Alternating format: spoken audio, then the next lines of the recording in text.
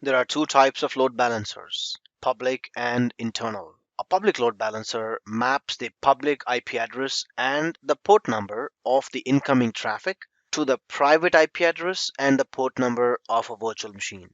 By applying the load balancing rules, you can distribute specific types of traffic across multiple virtual machines or services. For example, you can spread the load of incoming web request traffic across multiple web servers. The picture here shows internet clients sending web page requests to the public IP address of a web app on TCP port number 80.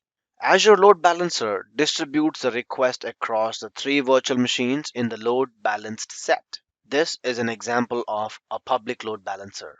A public load balancer is exposed to the internet on the port that you define. It will then have a backend pool with a pool of virtual machines which are communicating with the load balancer on a port that you define.